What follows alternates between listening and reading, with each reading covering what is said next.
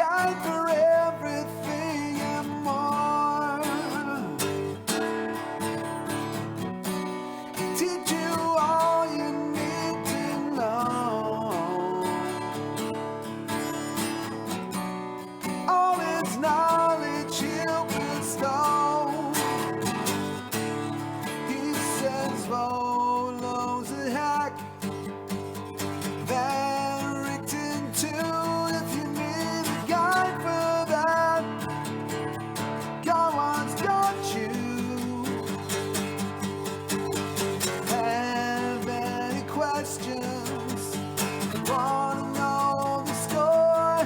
How does it work? How do we push some more? Well, I know a guide for that. He's got a guide for that. You can ask him almost anything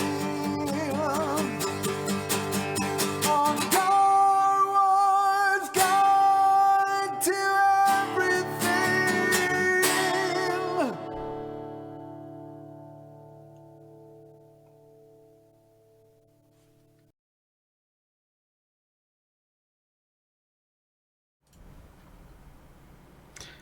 I'm not going to say they made that theme song just in time for my 100th episode, but, you know, I'm going to take it that way. Hello, everybody, and welcome to episode 100 of Gaarawarr's Guide to Everything in Idle Champions. I'm the guy that has the guide for that. Nope. And it wouldn't be a 100th episode if I didn't accidentally leave the captions off at the beginning. Hey, folks, they're there. We're back. Everything's changed. We got a nice new hot updated look. Huge shout out to, I believe it's Maddie on the CNE Games team, who did not have time to do this, and yet did it anyway.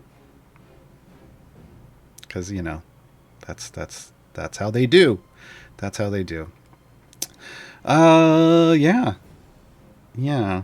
We got a lot of stuff to talk about today.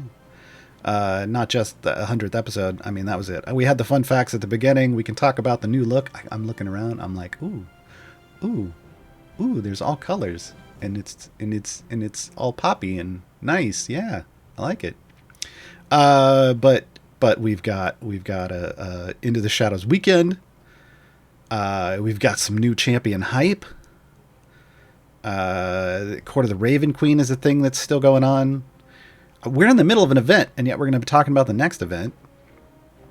Yeah. Oh, also, hold on. Did I do this one? I think I did. If you got the code, there's a code on the screen. It's also probably in the bot command by now. But what you don't know is today, Gaarawarr's Guide to Everything, on its 100th episode, has its very first secret code. That's right, folks. There's a secret code out there. It's up to you to go find it. It might be related. To today's stream. It's got some cool stuff in it. I think it's kind of cool. I don't know. I asked for lots of... I'm like, can I have all the things? And they're like, no. Can I have some of the things? And they're like, no. I'm like, can I have a couple things? And they're like, sure, man. We always hook you up. Oh, boy. It's not so it's a secret rosy code. No. It is not a secret rosy code. If somebody's going to figure it out, somebody's already figured it out. Come on. Somebody's already figured it out. Hey. Yeah, it was real straightforward. But it was secret. It was a secret. I mean, come on, folks. Drop that in, and while it's hot, you get a large blacksmithing contract to push and polish and a couple gold chests. Don't say I never gave you anything. Don't say I never gave you anything. We have Martin in the mod pod today. Martin's going to be grabbing your questions from chat. Martin's going to be grabbing your questions in chat. It's called an open secret. Yeah, come on. We're not making it. We're not going to make it too hard. We're going to make it too hard. I want you to have nice things. So, you know. We can also talk about the 2022 hidden combination list today that people have smoked like 19 of the hidden combos for. I think it's our current guess that there's 22. I think our current guess is that there's 22 combos, and we found 19. So, we can talk about that too.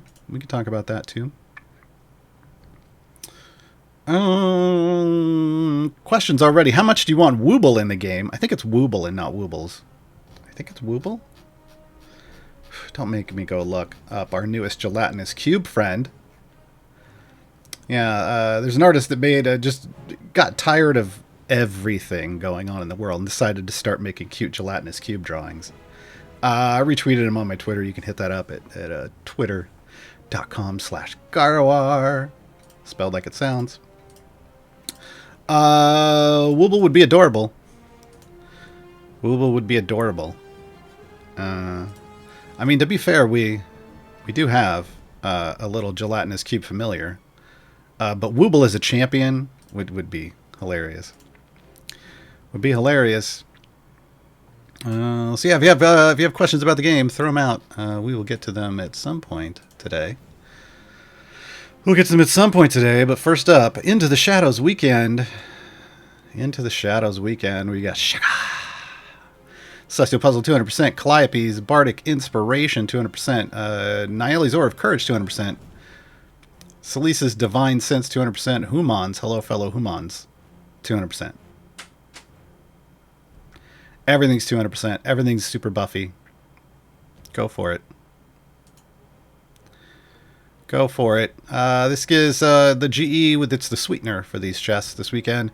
Increases the effect of Shaka's Celestial Resistance ability by 200%. And now I need to go get my email. Folks, if you didn't know, the newsletter was slightly delayed today. So if you didn't receive your newsletter when you expected it, know that the situation was resolved. It will be going out. But here's the neat thing about these. So whenever they introduce a new chest, and all of these weekend chests are brand new chests, the pity timer is at 4. Why is that a big deal? Well, because they send out, if you're signed up for the newsletter, they send you out a code that gives you one of the weekend chests for free. It gives you one of the weekend chests for free. Like we're going to see right now. It always takes a little while. Boom! I've got a gold shadow chest, right? Well, if you then pop over here and you buy like the 3-pack of chests, which is the least number of chests you can buy for like $5, you get the Celestial Warlock robes. You get your GE, right? But you're also guaranteed an epic out of that for one of these champions because you'll have hit the pity timer. So it's an interesting way to just throw a little cash at the game and get some gear. Of course, if you want a shiny with that, you go for there. But I think I have everybody full epic, so I don't really need the epic for that, unfortunately. But there we go. You know what I want to see? Hold on. Where does my potion polish go? Hey, it went to a dwarf. Stream's over, folks. Stream's over. Stream's over. So sad it's not a Human's eggs. Look, if they ever do a Human GE for the rainbow eggs, it's not going to be called Into the Shadows weekend. It'll be called Empty Your Wallet weekend. Yeah. It'll be called the Empty Your Wallet weekend. So that's the weekend hype. Court of the Raven Queen. Oh, there's a new vote going on. Boom. If you haven't been voting, you probably want to do that one. What did I do? I did Vordred. I'd like to see Vordred again. Vordred, if you don't know, is the bodybuilder wizard. I voted double spells. That's where it went. Unlucky, man. I really don't like this one. I voted sluggish. This is just mean. Familiar friend shows up again, tries to help, but instead they accidentally curse the champions with speaking backwards or speaking in rhymes. This would be almost impossible for them to do live. I'm going to go speaking in rhymes. Familiar friend. That's probably Bubbles. That's probably Bubbles. Bubbles makes everything go wrong. What do we got? Okay, I've got a couple. I didn't. If you're wondering why I have 2 and the week isn't over yet, it's because I didn't buy these from last week. Because why? I don't know. I'll probably go back and get it. Let's get that Baloth chest, though. I'm leaving the consumables alone for now. Alone for now. I can always go back and get them later. I can always go back and get them later. Next episode of Court of the Raven Queen will be Monday. Monday. Lauren said she can do the backward speak. Maybe. I'd just be going... And then but I wouldn't actually try to have it make any sense, right? I wouldn't try to make it, have it make any sense. You know what I want to do? Let's go do like an event run. I am not full epic on Desmond yet. Desmond is the newest champion to arrive in Idle Champions. I don't have full epic on him yet. Let us actually reset this at 50 and we'll burn off my tokens while we're chatting and see if I can get an epic chest. Or a gold chest and get an epic out of it. Polkad, how do you get the random familiars? It's been mentioned on several streams, but it's not in the tooltip and no one says how to do it. Go into your menu. Go into settings. It's right here on the first general screen. Choose familiars at random. It only works if you're placing them manually on the field. So like, press F to place familiars. If they're loading in from a save formation, it's not going to randomize. It's not going to randomize. But that's how you do. That's how you do random familiars. Thank you, Lauren. Yay! And I got a shiny new fit. Look at this outfit. Look at this. Look at this overlay. I'm wearing my original. This is the Idle Champions the Forgotten Realms t-shirt that Codename Entertainment sent to me when we, agreed to start doing streams. Folks, it's a good thing my beard's hiding it. It's worn out. 2 years of lots of love and wear. Yeah. I may have worn it like every week since I got it. So that that does it. That does the thing. Does the thing to a t-shirt. Nooble76, don't ban me. I no promises. Is the running average and DPS breakdown reliable to use for all other champions aside from the DPS to help determine which champions to swap out or such? Not really. I mean, I don't know why it would matter, I guess is my question. So if I'm over here and I'm looking at running average, like what is everybody else's other than the DPS's DPS good for? Nothing. Right? Like here, let's actually get some hits in. The familiars are killing everything, which is why it's 0. If you ever wonder why it's 0, you need to actually let your champions hit something. So now running average is populating, but so as we all know, I hope we all know this by now. Your bud is the only number that matters. Your bud is your bud. Bud is your bud. Use the bud system. It's the buddy system here at Idle Champions. Everybody exists in the formation to make the DPS do more damage. Or I mean, there are times when, you exist to make the DPS do more damage and to help them stay alive. But generally speaking, everybody exists to do more damage, right? So the damage numbers for all the other people here, other than your whoever is setting your bud, don't mean anything. Don't mean anything. As you can see, I mean, this was Human setting the bud, which isn't even what it's reflected correctly here. We're kind of like he hit for 113, but we're we're decaying down in our bud, right? But this is saying, this because it's an average, it's saying, oh, now we hit for 115, that's better. But your base DPS, way off. I mean, this is 11 orders of magnitude off of what we're actually doing. So this isn't useful at all, right? And what does it matter if he's at E119 and everybody else is, 5 or more orders of magnitude of damage lower?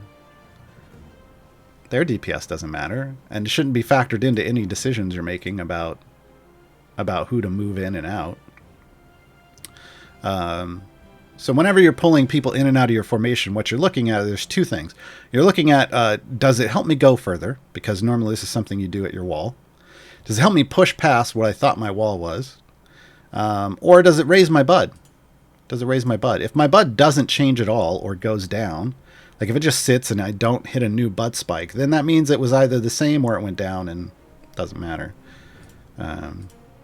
So yeah, you're just looking for the bud number to go up, or you're looking for the area you're on to move forward.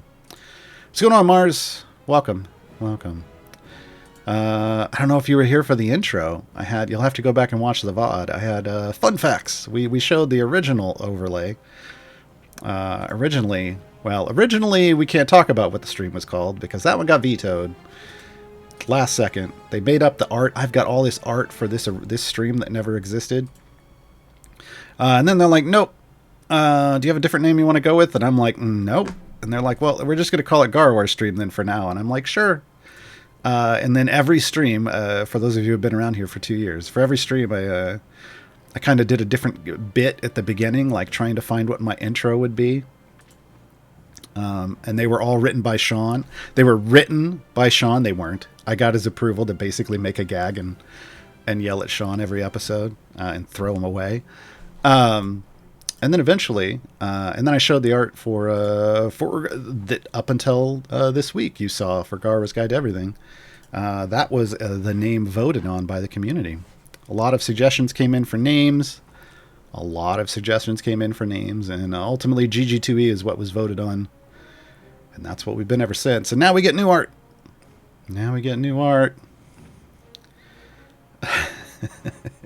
Still working on getting Piddlewick to guess with me.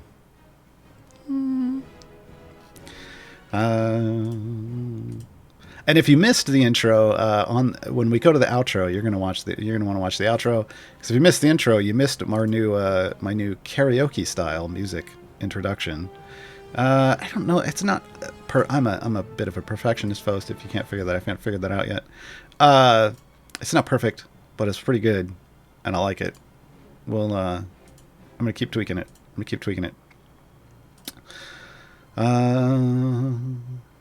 Aramita's Shaka slot 4 is shiny. Okay. If I buy this weekend's chest, will it be upgraded to GE or will I get a potion of polish? Both. So this is the Celestial Warlock Robe. So this is the one that they're doing the GE for this weekend.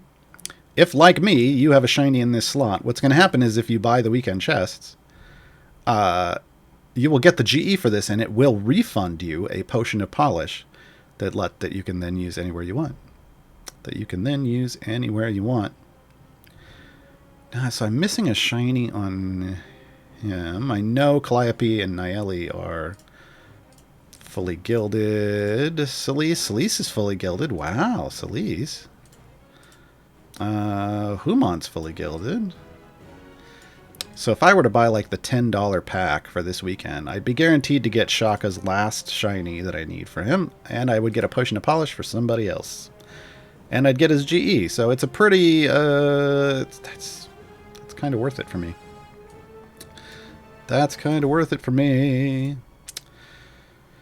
Delramian, I didn't know that where they put at first to click on enemies? I don't know what that question is. Delramian, was that to me or to somebody else? I'm not sure what the context of that question was. Oh, yeah, what was the context? I don't know what we were talking about. I get that it's familiars.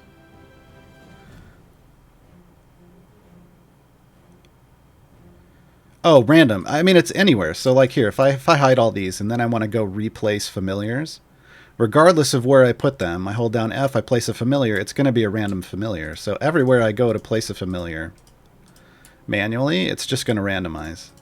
It's going to randomly choose a familiar instead of going with something like, instead of what it used to do is it used to go in the order. And you'd always see the same, 15 to 20 familiars on your screen. Now it just picks one at random. So now you get to enjoy all the familiars you own. But yeah, it's just when they're loading in, like if I load in a save formation, if I just go over here and I hit the save formation, it's all going to go back to, it's all just going to go back to generic, whatever they were that were saved in that formation. That's the way that works. Shift F? No, I just press F. Again, it's in the settings right here. Choose familiars at random. So you set that up, and then it's just press F to place familiars, and then click around. Click around. Same functionality for familiars. It's just it places them randomly. Real Snowman, which support buff is better for Hitch? My main DPS is Ashara. You mean which specialization? I think is where you're going. And it kind of depends on on what feats you have currently. There's a specific combination of feats. If we hop in here, this is the best math. Well, I did a bunch of checks on this a very long time ago, and then I haven't changed it. But mathematically, this came out as the average best. Like you could get a little randomly a little bit higher, but this was the solid one that I went with. And once you have coiled daggers and excess dagger storage, you just go charismatic. If you don't have excess dagger storage, though, you go more daggers. You want that extra dagger, but once you have excess dagger storage, getting an extra dagger doesn't really do anything for you. So you just go charismatic. Just go charismatic. Is In the Zone better for Catty Bree while my main DPS is a Ashara? In the Zone is always better for Catty Bree. There may be one like edge case where if you don't have a solid crit chance yet for Catty Bree, where you might go the left spec if she's your DPS, but for support, and once she's got a solid crit chance, In the Zone is always going to be better. If you have questions, throw them in the chat, folks. We have a lot of time today. We've got an hour and a half left in the show, so there's plenty of room for more questions. Nooble76. Full epics for the event. Nice. Is it worth pushing for favor or move on to other things like patrons? I mean, can you... Like, for me, it would be worth it to push for favor, which is what I'm going to do on the last one of these. Because I only have E35, and I normally get to the E50s. So I want E50's favor. Which reminds me, I need to switch this core. I need to go load in my actual all purple instead of my Briv one, which is kind of downgraded. So we do this faster. So yeah, I mean, if you know you can grab a good chunk of favor, you're at E29. I mean, if you've been in the E30s before and that was pretty straightforward for you, then do it. The neat thing about this boss, the little baby Kraken or whatever it is, the juvenile Kraken, I don't remember what they call it, adolescent, I don't know. The neat thing about it is if you have Krull, you can just do the Krullening at any level, adolescent, at any level and nuke it. So this boss is really easy to get by, which means you can push. It allows you to push super high and not get gated by the boss. So the Unfair Sea is a pretty solid pushing event. Or adventure. Fleet's Wake is a solid pushing event. Yeah, Corazon nukes it too. You've got to do a little bit of a build up with Corazon's Mage Hand to place some puddles first, whereas Krull, you just come on screen. You just spam that button as you're transitioning to the screen and just nuke it. Cedric for the win. Does Gold Epic offer always choose the damage to all champs before any ability buff? Usually when they're doing these weekend offers, it tends to be pretty straightforward one. It depends on if they've done what they've done for those champions before. If they've all got something that's an all champs damage, you may see a more specialized one. But if it hasn't happened yet, you probably are going to see the all champs damage. That being said, I mean, we've over the 4.5 years, we've seen all kinds of golden epics come out. So it's not always going to be that. What you'll always see is when a champion is brand new, like with Desmond, the one that comes with just the generic gold Desmond chest is always going to be just a generic one. But with the weekend buffs, it could be just about anything like this, right? That's what I was trying to say. We got there. Can you remember how many bounty contracts you recommend to full epic a new character? I can tell you what I usually get. And all I really look at is the total number of greens before the event starts. And usually I'm above 1,500. Like I'm in the 1,500s in greens. Everything else varies, but usually as long as I'm in the 1,500s for greens, I'm going to get full epic by the end of the event. Yeah. But you gotta realize there's blues and purples and that are coming in and giving a lot. But usually the way RNG works out is after opening a bunch of gold chests, I end up with over 1,500 greens, and then whatever else is rest, and that comes out to a good chunk of tokens. Our Green Paradox. So now that Justin hinted that Modron core nodes with a much higher flow will have a new higher level of power, should we all start farming Modron chests again? Did they say that yesterday? I did not get to watch Dev Insights yesterday for the first time ever. I was in a meeting for episode 100 and other stuff. Yeah, so if they said that's the thing that's coming, then yes, it's time to start. It's time to start buying Modron chests again. Justin kind of blurted it out mid-ramble. That works.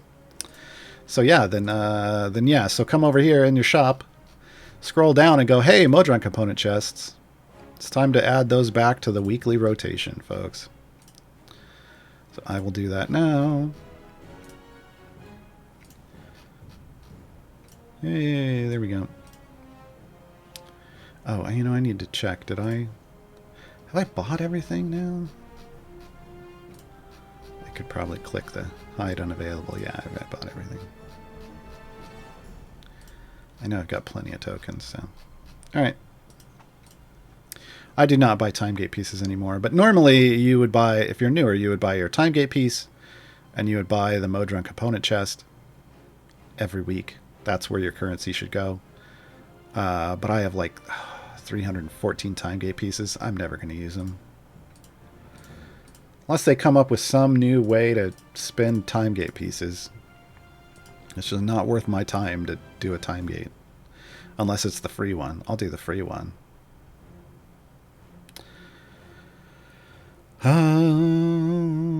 Alan, lots of numbers. As a newbie to the game, any pointers on how to get heroes? Well, there's an event going right now. That's going to get you 3. So you just go unlock Desmond, you go unlock Ariza, and you go unlock Sasaspia. There's 3 new champions for you.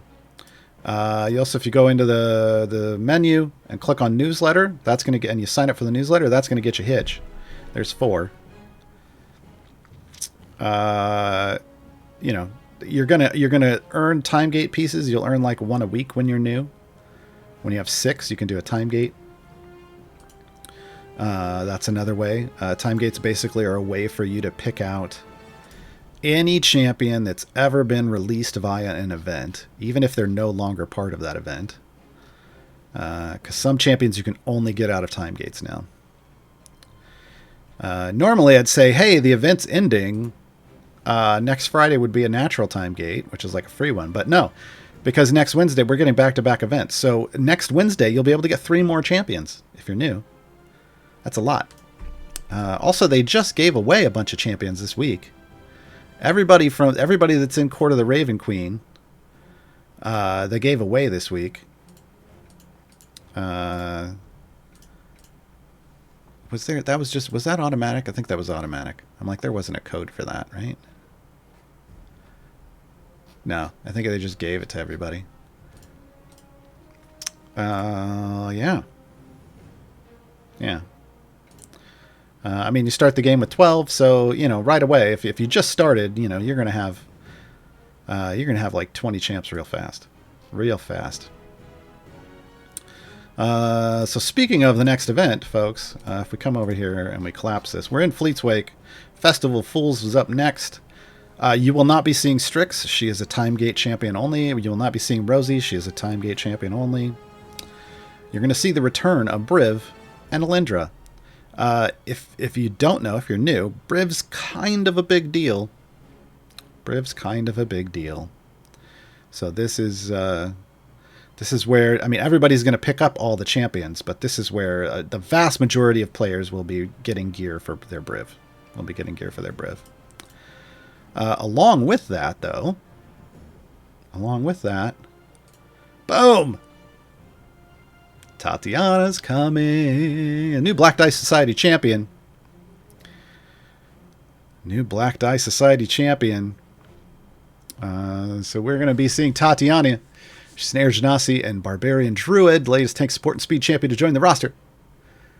Tatiana's keen for a fight. She draws enemies to the party to speed up your progress, but is first to take them on and protect her friends and allies. Yeah. Just in time, Tatiana will be, I believe they said Tatiana is going to be arriving on Court of the Raven Queen as a guest on Monday. That's what I heard anyway.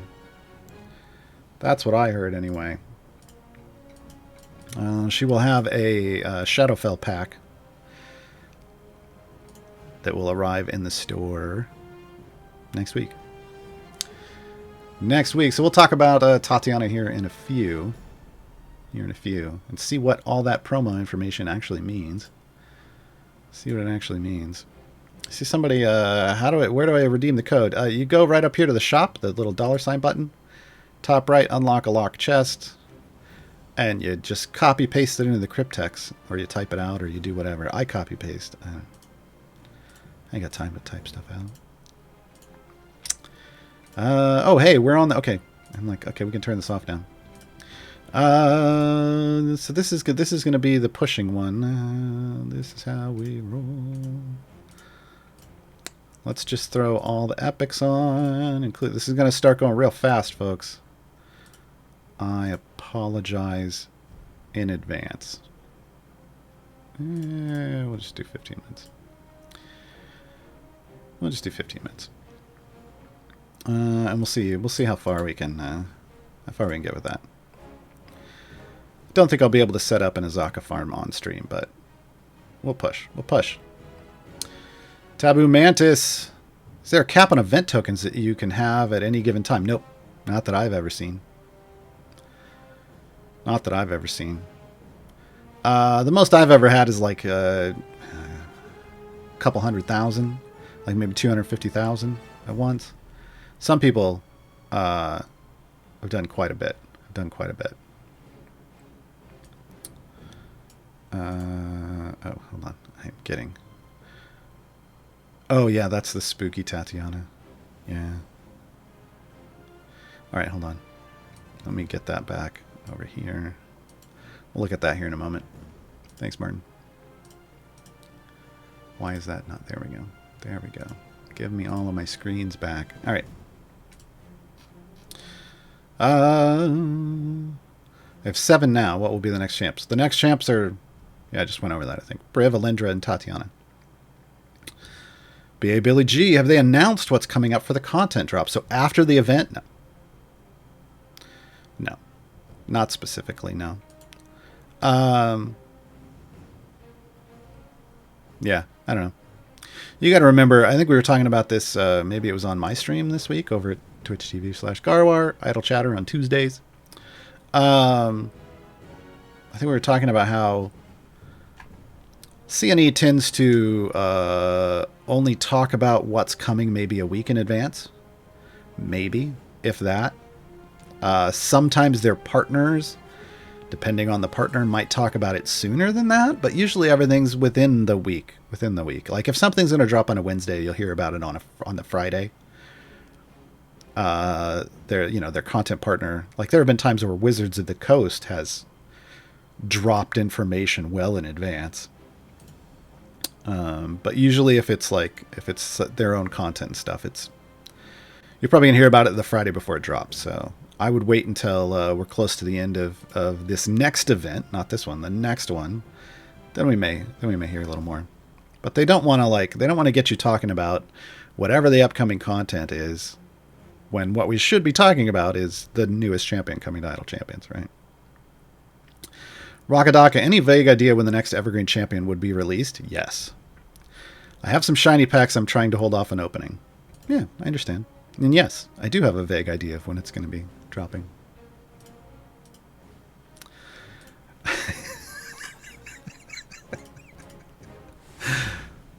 Phrase your questions correctly. I'm being mean, folks, but honestly, I'm not being mean. What I'm being is protective because, yes, I do have an idea of when it's coming. Can I tell you that? No. This would be episode 100, the finale. This would be episode 100, the finale, if I told you. Yeah. Yeah. No, so for those of you who don't know, if you're newer, or maybe you just don't know how this works usually, I do have a tutorial show on Saturdays, folks. In fact, I think the tutorial show for this week was like to be determined, maybe, in the schedule. Hold on. Oh, yeah, they just didn't even list. They didn't even say to be determined. It's just like, hey, you'll find out when you show up. Well, you can find out right now. Tomorrow's tutorial show is Gaarawarr's Guide to the Heroes of the Plains. I don't know why it took so long for us to do a Guide to the Heroes of the Plains. We were waiting forever for all of them to arrive, and then I maybe other stuff happened, and I totally forgot to do a guide, like a video guide, now that all of them are in the game. So we're going to do that tomorrow. But Dylan and I sit down every couple of months and plan out what the tutorial shows are going to be, which means, but we talk about not just the next couple of months, but sometimes 3 or 4 or 5 months in advance. However far out they've got content planned, we talk about stuff, and that means I hear stuff. I just can't talk about it. So what I can say is there will be a new Evergreen this year. Do I have a vague idea of when? Yes. Can I tell you? No. Cryo Sentinel, if you use speed potions, can you toggle them off temporarily to change your setup, etc.? Nope. Foolish Genius, did you miss me going over the Tatiana spotlight? No, you did not. I will do that here shortly. I'll knock out some more of the questions here from the list, and then we'll go over the champion spotlight, and then hopefully we'll have more questions. So if you have questions about how to play the game, I mean, that's it. Yeah, just how to play the game. I'm not a developer. I don't make the game. I can't tell you when something's coming to the game. I can tell you what I've heard publicly. But yeah, questions about the game in its systems or its champions, yeah, fire away. Martin will grab them and throw them in here. So even if I'm not answering you live, I will get to your question. It has been a very long time since I haven't answered every single question that's come in on stream. So, Taboo Mantis, I feel like I'm not doing something correct on farming favor. Quite possibly. If you're newer, favor can be like this thing that you gain, but you're not really sure how to gain it the best way. Do I just run a group with the highest gold find and automate that? Nope. That's what a lot of people think, but no, that's not how this game works. Stuck at E18 on Grand Tour and lower on all the others. I mean, if you're at E18 on Grand Tour, you're probably fine there for now. The next place you want to go grab favor should be Tomb of Annihilation. And Tomb of Annihilation, while you're there, you want to unlock Azaka Stormfang. She is an Evergreen champion from Tomb of Annihilation. She is a favor fountain. She produces favor. Well, what she produces is gold. She's got these 2 pet tigers that bully enemies for their lunch money, and you make lots of gold. Azaka is the key to having all kinds of favor, more favor than, in some cases than you actually need. In other cases, she's just going to help you get the favor you actually need. But it'll definitely help you get over E20. So pick up Azaka if you don't have her yet. If you have her, go hit up one of my video tutorials. There should be a Gaarawarr's Guide to Azaka. In my new player reference on the subreddit, there is a link to probably a more recent video highlight of me doing some Azaka farming on a newer account. But yeah. Azaka farming is the way to get favor. And basically what you do is you push real far as you can go with your pushing group. You isolate a single enemy on a boss level so that all that's left is one enemy and no boss, which you can't do on the level 50, etc. versions of this, but you could stop on one of the other boss levels. And then you set up an Azaka farm where you're swapping in lots of gold find champions and grabbing lots of gold. So yeah, if up until now you've been trying to automate gold find, like just with gold find groups, that doesn't do anything. Because this is a game where it's all about large numbers. So unless you're getting a larger gold find number than you ever have before, grabbing lower amounts of gold doesn't matter. It's like picking up pennies off the sidewalk when you're making $1,000 an hour, right? It makes no sense. Kinravit, I'm facing a tale of two champions. Can you recommend a pair to use for this adventure? So a tale of two champions is the one true variant in the game that does not exist for you to beat with champions. It exists for you to beat with click damage. So you're going to need a solid amount of favor. And the way you work it is you start off that adventure with 2 gold find champions in your party. So Jarlaxle and someone else. That's going to give just a straight up boost to gold find. Not something like, if they kill someone you get gold or whatever. You just want 2 straight boosts to gold find because your familiars are going to kill everything. So you would put a familiar on your click damage, and then you put a familiar on these out on the field, and you'd let these kill everything, kind of like they're doing right now.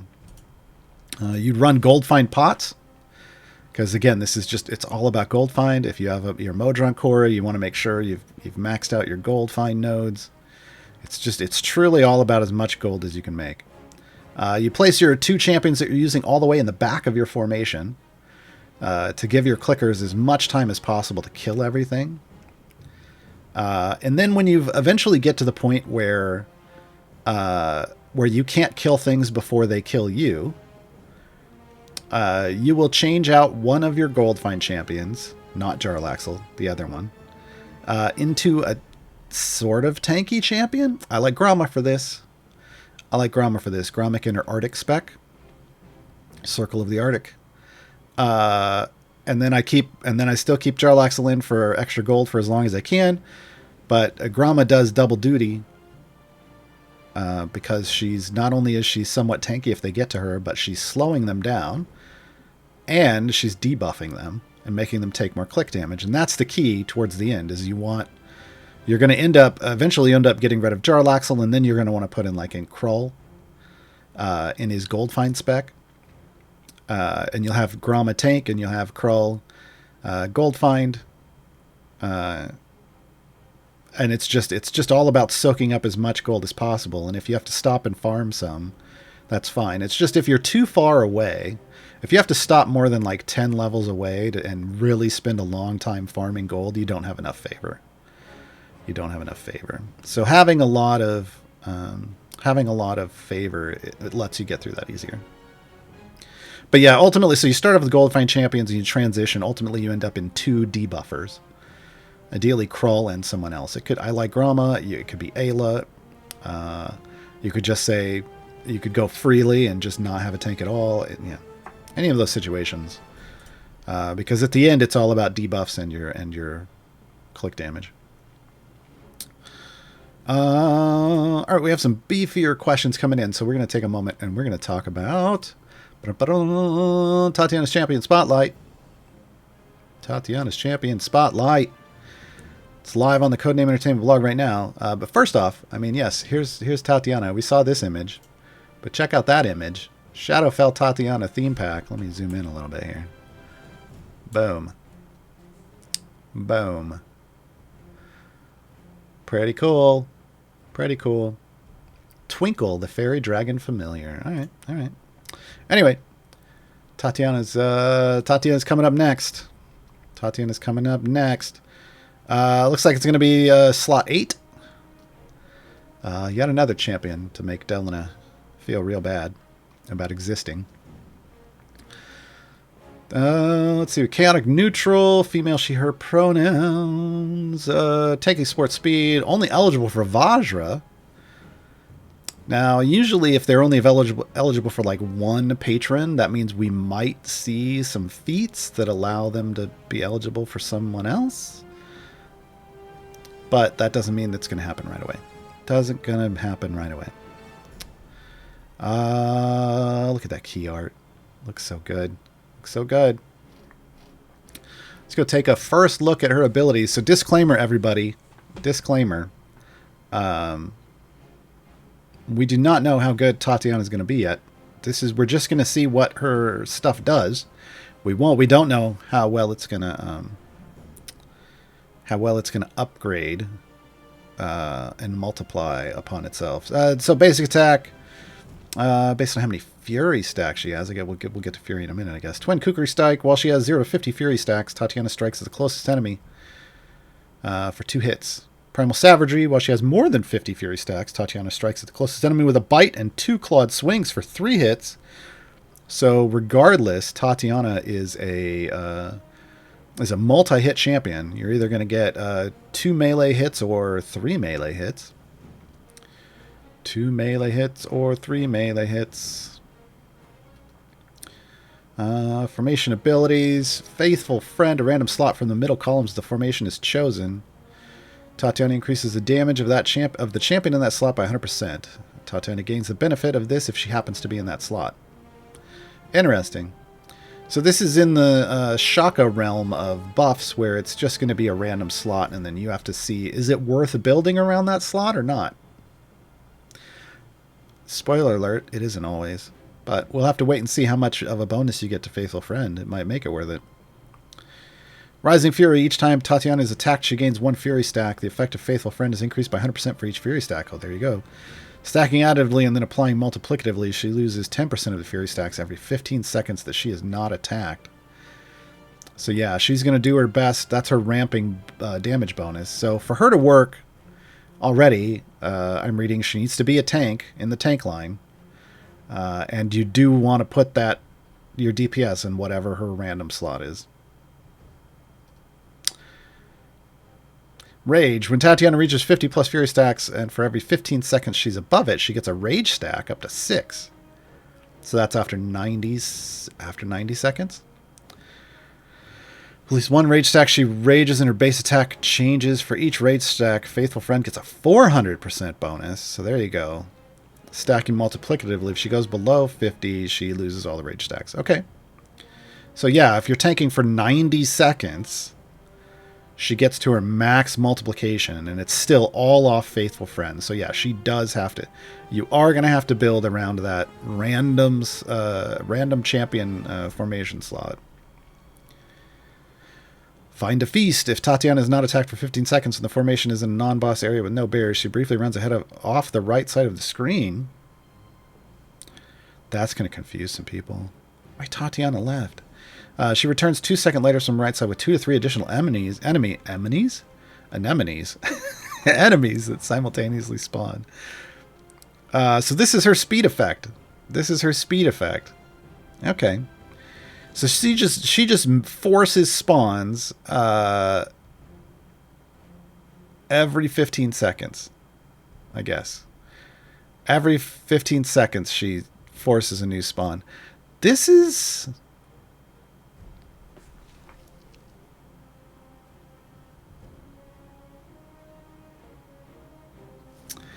I mean, folks, it's slot 8. Human exists in that slot. So nothing's going to beat the Human if you've got the Human. But even otherwise, you can potentially, higher level players potentially finish a level in 1 or 2 seconds. So, like, how long? 15 seconds could be 15 seconds in game time, because those timers tend to pause. Isn't really much of anything. It's better than Minsk. It's better than Minsk because every 15 seconds it guarantees you 2 to 3 additional spawn enemies. But I'm not putting that speed super high up on the list because Minsk is one of the 2 worst speed champions in the game. Loyal Protector. Tatiana increases the health of all other champions. Yeah, that's the standard. That's the standard health share for tanks. It's always going to have that. Specializations. Your friends or my friends. Faithful Friend now affects all champions in slots adjacent to the Faithful Friend slot. There you go. That helps. That helps fix the problem where if it's in a random position that's bad, then you go your friends or my friends. By my side, Tatiana's Faithful Friend now affects all champions in the column containing it. Another way to fix it. That's another way to fix it. With a bigger buff. Because this is adjacent. This is adjacent, but this is in one column. And middle columns can mean multiple columns, so they're giving you different options here. Best Friend Forever. Tatiana's Faithful Friend continues to only affect one slot. However, it's 400%. So yeah, very situationally dependent on where that random Faithful Friend bonus ends up. So there isn't one go-to specialization for Tatiana. You have to pay attention and you have to choose appropriately. Ultimate abilities Entangle. A stripe of entangling roots appears to the right of the front column. Strip? Dealing damage to all enemies inside it and all enemies that enter it during its duration. Enemies standing in this stripe deal 50% less damage. It lasts for 30 seconds. I'm not going to say that word anymore. It sounds odd. So damage and then a damage debuff.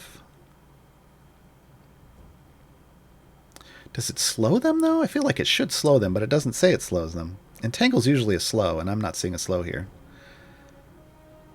So it just makes them do less damage. So basically, it's a survivability feature. I mean, it's a half damage survivability feature for your tank line. Sounds like this may put her in the top 2 spots for tank champs. I don't see anything that would put her in the top 2 spots for tank champs. She has no self-shield ability, and that's... right now, folks, if you don't know, now you know.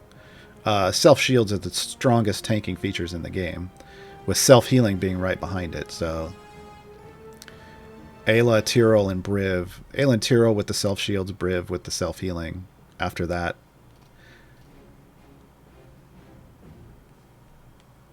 Yeah. All right. Again, we'll have to see what we have to see, like kind of what upgrades she gets for bonuses. She may be a great buffing. She's really focusing on Faithful Friend, so it's potentially she could potentially build this really solid buff on Faithful Friend. We'll have to see what the multipliers are, and go from there. Gear wise, we've got damage all champions, health. That's standard tank stuff. Then Faithful Friend and Rising Fury. Muffin Surprise increases the number of enemies spawned. It's still... So that's this item with enough levels. There is a thumb coming out of this muffin. Everybody... Do we notice this? Do we not...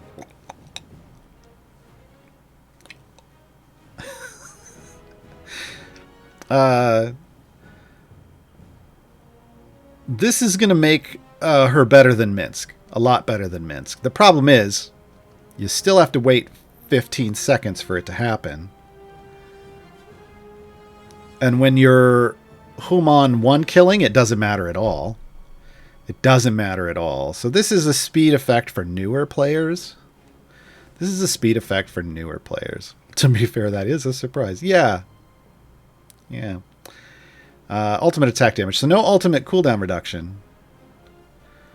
No ultimate cooldown reduction. Look at that. Yeah, so that's going to be neat. That's going to be neat. Just not... Little... I question some of the decisions, but I always question some of the decisions. What do I need here? I need a DPS champion. I need an actual DPS champion. That would probably make this formation go faster. Yeah, look at that go now. Look at it go. Oh, still on the block. There we go. I don't know why my streaming software can't just do what I'm thinking. Thanks, Martin. Thanks, Martin. Geminel, Gar, can you talk a little bit about blacksmithing contracts for new players? How, when to use? General rule of thumb, if you're brand new, don't use them. If you are going to use them, only put them on event or time gate champions. The reason being, evergreen, those core and evergreens are going to get plenty of duplicates and item levels just by you opening all the regular silver and gold chests. So that's to start. So, for example, if you have mostly green or blue gear and core champs, should we wait until we acquire purple to buff their level, or does gear of all colors multiply so it doesn't matter? So there are multiple different things going on. I explained this, if that's the wrong button. I explained this in Gaarawarr's Guide to, I think, items and consumables. There's a written guide about it too. But basically, what you deal with when you're getting items is the entire slot. So once you get an item in that slot, then it has a buff that it gets based off the rarity of the item. But there's a gilding for that slot, which can be shiny or golden. That also adds a multiplier. But item levels also apply to the entire slot as well. So if you have Brunor and you get his chipped axe, which is his white item, and you get it, for some reason, you pump it up to item level 100. Well, when you loot the green version, the sharpened axe, it's going to be sharpened axe item 10 something, because you'll get a couple levels for the duplicate. And so on and so forth. So the slot maintains the item levels, and it maintains the gilding. As you can see, everything in here is golden, because the gold line goes around the whole slot. So once you get an item and you start putting item levels on it, the only thing that changes about that item is the rarity. It maintains everything else as it upgrades rarity. And it always applies the highest rarity. So if you do choose to upgrade stuff, if you do choose to throw blacksmithing contracts onto champions, yeah, those item levels are always going to be there. It's just, I don't know how much, honestly, how much of a difference you're going to note on most champions until you get them up to full epic. Early on, the bonus from the rarity is going to outpace the bonus from the item levels. But getting them into at least blues, then you could put some item levels on them, I guess, if you wanted. Generally, a lot of people hold on to blacksmithing contracts. And they put them on speed champions, like Briv, who's coming up in the next event, and like Human, which we've talked about. He's they are 3 kobolds in a trench coat. They're right here. Normally they look like this, but they have multiple skins. There's a treant, there's a dwarf, and there's a vampire. Those two are the strongest speed champions in the game, and they are black holes for item levels. Yeah. They're black holes for item levels. Basically, the more item levels you put in them, the more stuff they give you back. So a lot of people will hold on to their blacksmithing contracts for those 2 champions. Early on, if you just want more power on your core and evergreen, you just need to spend all those gems you're earning on silver or gold chests. Silver or gold chests, depending on what color your gear is. Taboo Mantis, what is the consensus on Desmond? I feel like he's pretty good. I mean, I feel like he's pretty good. His real strong niche is in variants and situations where you're down a couple formation slots for some reason. That's when he really starts buffing real strong. He helps make up for those lack of slots. Not completely, but you can never completely make up for them. But his buffs go a long way for that. I need more damage here, folks. I need more damage here, or I could do what I was describing earlier. Let's demonstrate. I don't know if this is going to work. I may have too many speed potions for this, folks, but let's see if I can show you the crawling. So what I'm going to do is I'm going to set my bud. I'm going to set my bud with a Shara. I'm going to swap over to crawl. As I transition into this boss level, I'm going to spam my ultimate. Nope, it didn't hit him. Didn't hit him. I'm going too fast. If you're not using speed potions, basically Krull's ultimate acts like a homing missile onto the adolescent Kraken and just completely removes it. So we will do this a different way. We will go. Oh, no. That's going to go there. Sentry's going all the way back. And we'll bring Baloth in. There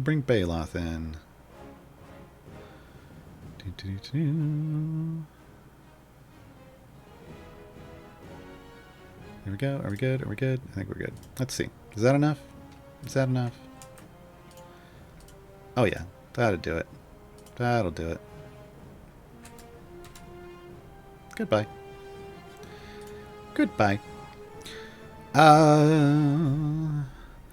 So yeah, if you're ever in those, if you're ever in a variant where you're given a lot of escorts, or the variant is taken over by NPCs or chickens, Desmond is going to be your friend.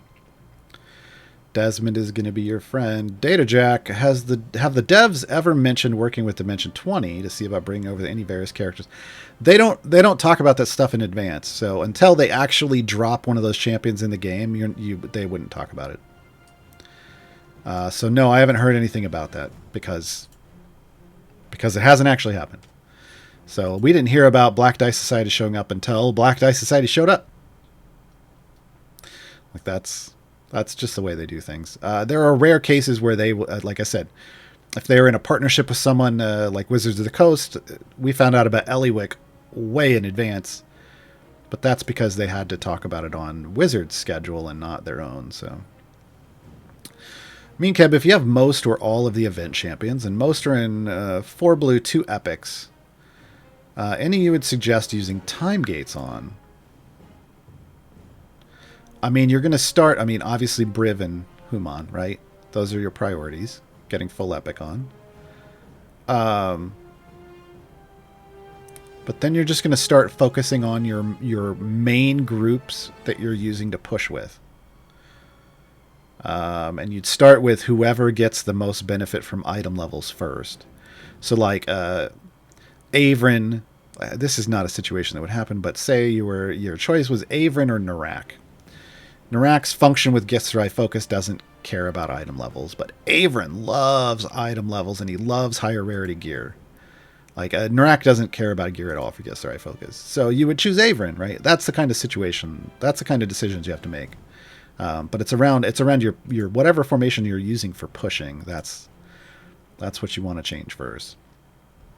Okay, I think we're going to slowly start swapping in to a pushing formation. What's today beverage? Water. Thanks for the reminder. It's Friday, so I'm already out of root beer. Squeotch, is there a ratio break-even point for Orkira Artemis stacking? Do you mean Orkira stacking? Using Artemis? I think that's what the question is. I don't know what you mean by ratio or break-even point. There's a point where it's going to slow down. You'll see the numbers slow down. I'll do that here on screen in a bit. But there's a point where you're going to see the numbers slow down.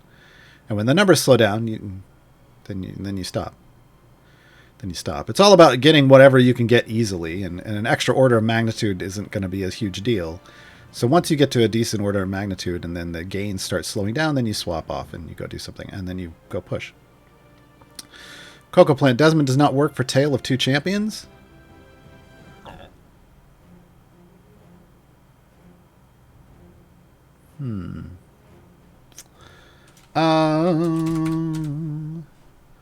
I guess it depends on how they view the rules. Hold on, let me go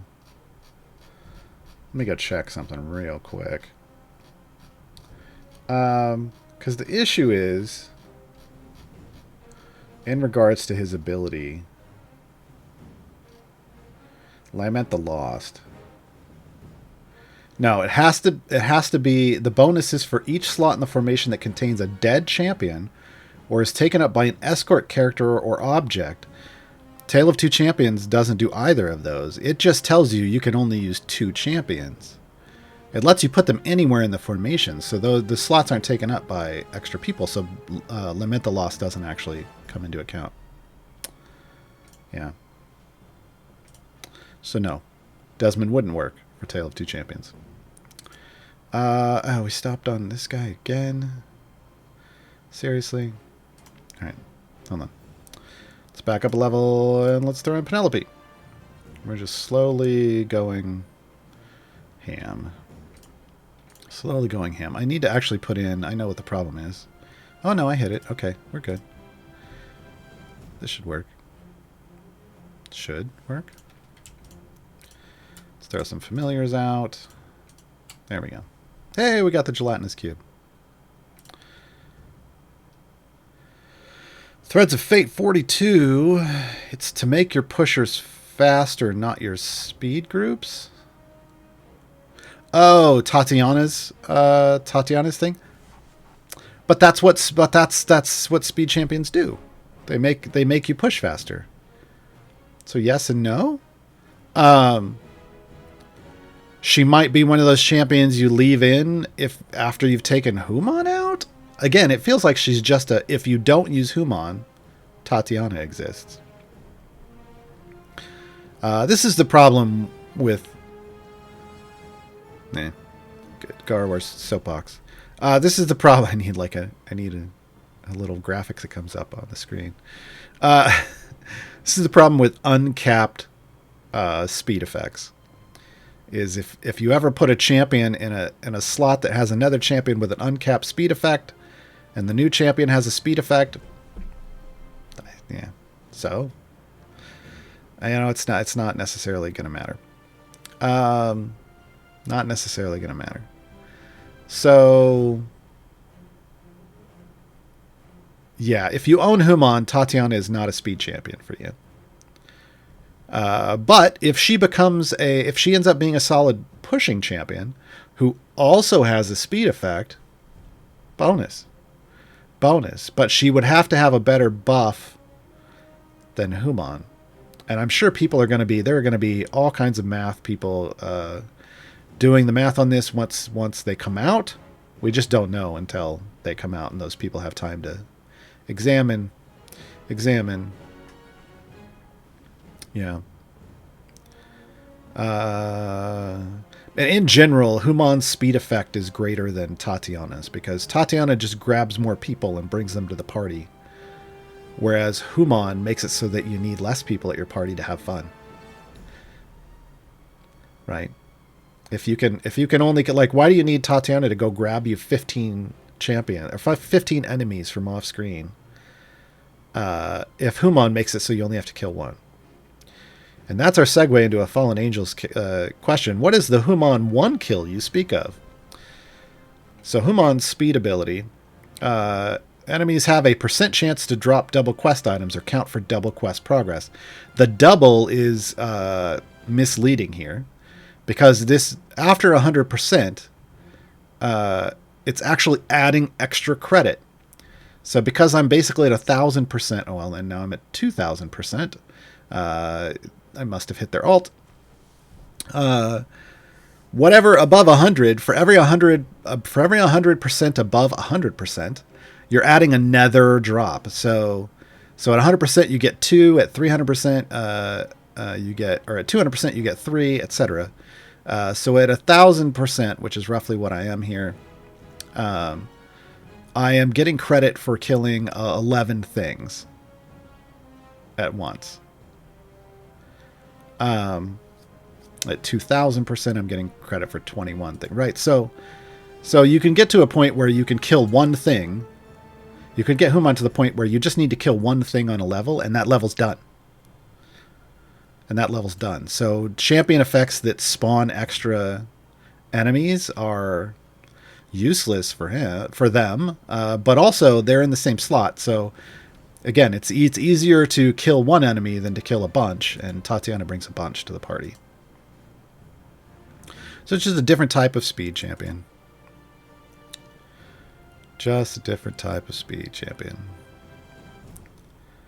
What makes your levels only require 17 kills per level? That was Sentry's speed effect. Sentry was over here in this slot. Sentry reduces the number of enemies you need to kill. The cap, that item caps, like that effect caps. 17 is the lowest you can get. So my Human, I can actually get my Human up to getting 16 credit for every kill. So when I kill something, I get 17, and Human and Sentry then make it so that I only have to kill one thing, and I move on to the next level. So when I'm doing speed runs, that's, if I were just trying to go as fast as possible, I would have Human and Sentry in, and I'd just be killing one thing every level, and the level would be changing.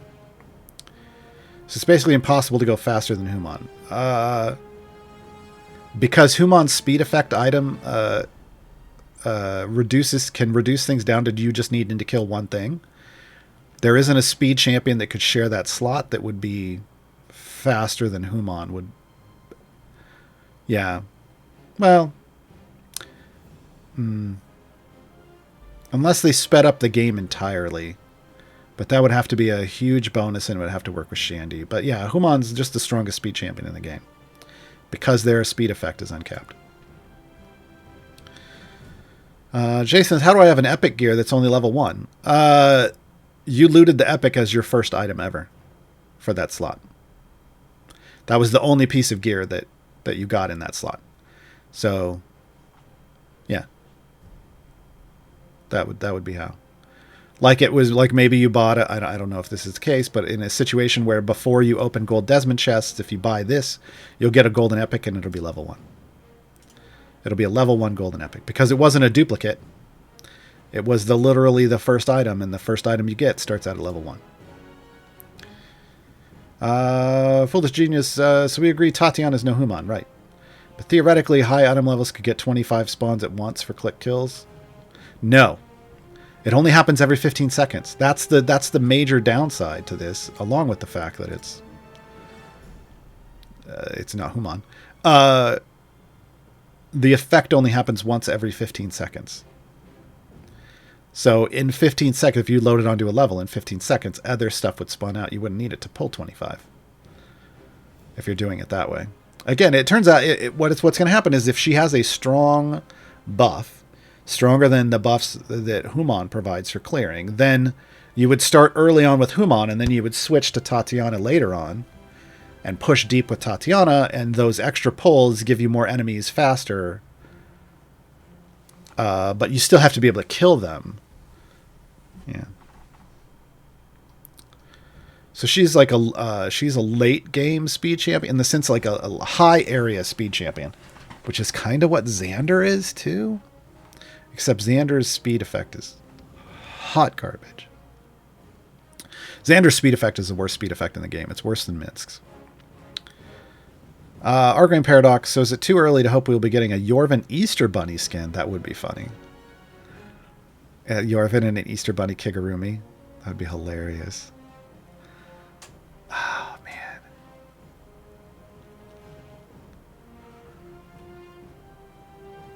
I don't think it's going to happen, but that'd be fantastic. Midnight Mo, does it make sense to buy feats for gems if the champion's gear isn't that great? Yeah, maybe. Maybe. I mean, you're still getting the increase that's on the box, right? Like, if it says it's increasing 40%, you're still getting a 40% increase. That doesn't change, but So they're still going to get 40% better or 25% better or whatever. But yeah, maybe not. It depends on what the feat is doing. When it comes to feats, you really have to read them and understand what they're going to be giving you a bonus for. I'd love to see some champions and Kigurumis of other champions. Yeah, so far we have, I think we only have 2 Kigurumis in the game. We've got we've got Minsk and Boo, and Minsk is wearing a Boo, like a giant space hamster Kigurumi. Hold on. Oh, go away. I don't care about you. Here, the giant Boo costume. It's kind of like a Kigurumi. This is Minsk's version of a Kigurumi, right? So there's one. Let me get this back to whoever was actually there. And then... Oh, is it going to be here? It's going to be here. Oh, I've got him in it right now. Walnut. This is the stay-at-home walnut skin. Yeah. I think that's it. I don't know for sure. Those are the 2 I remember offhand. Where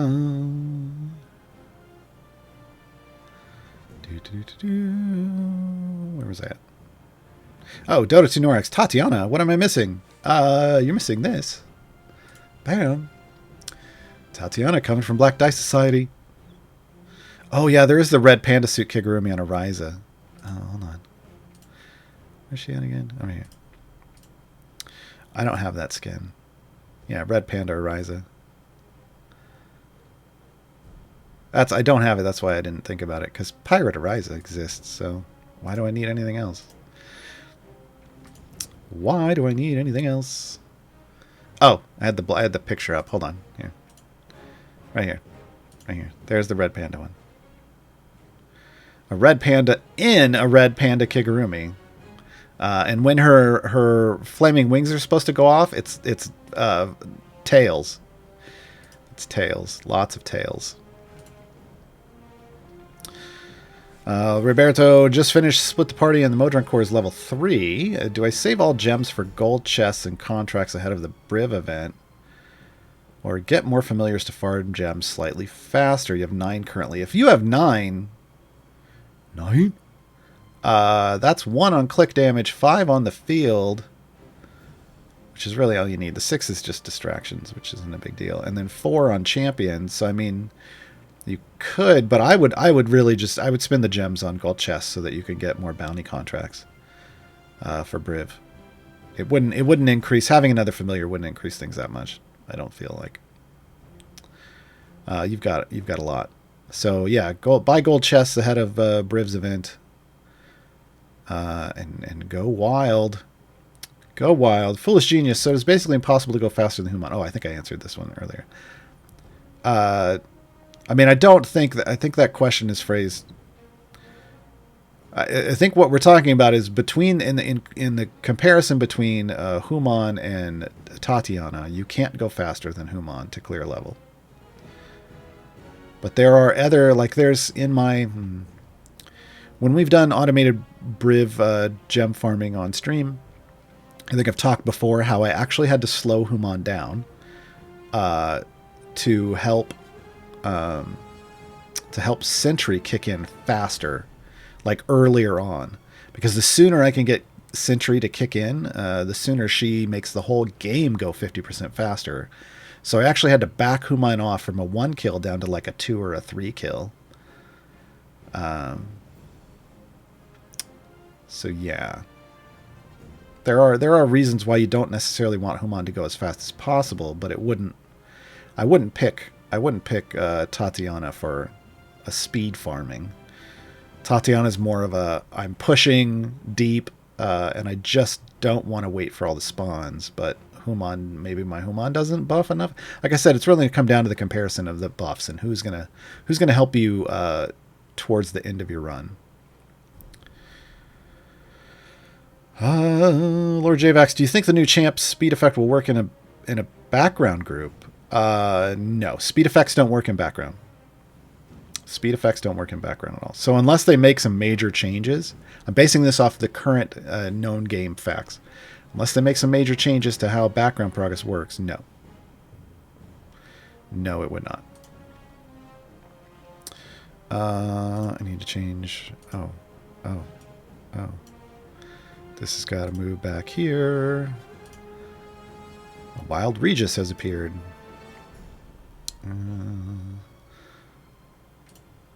While I appreciate Whittle, she's not going to help me a whole lot against the Kraken. Against the Kraken.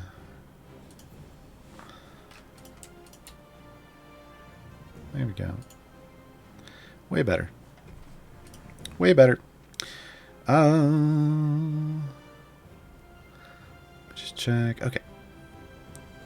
Kendra. Is it possible to redo a mission that is completed already? If it's a regular adventure, yes. You can just do a free play of that adventure. If it's a variant, then no. So it depends on what you mean by mission. Terms in this game are important. Even if something works similar to something else, we've got to know exactly what you're talking about. So if you're talking about a regular adventure, you can do a free play. If we're talking about a variant, there's no way to redo this. You can do harder versions of them in the patron form, but no. Nibbles, did the newsletter start going out? Yeah, I got mine already. Deodorax, I just unlocked Puent, but he has a strange synergy, yes.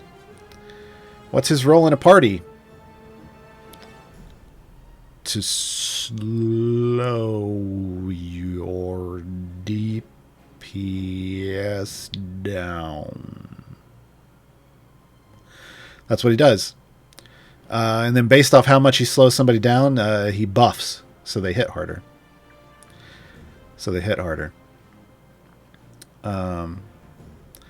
Yeah, he's unusual. He makes things get real weird.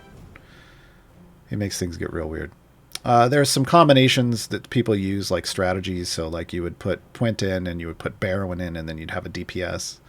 Usually the one that gets used is like Binwin, because they all synergize together, but you don't put Puent near Barrowin. You only put Puent near Binwin, and you put Barrowin near Binwin, and then things happen.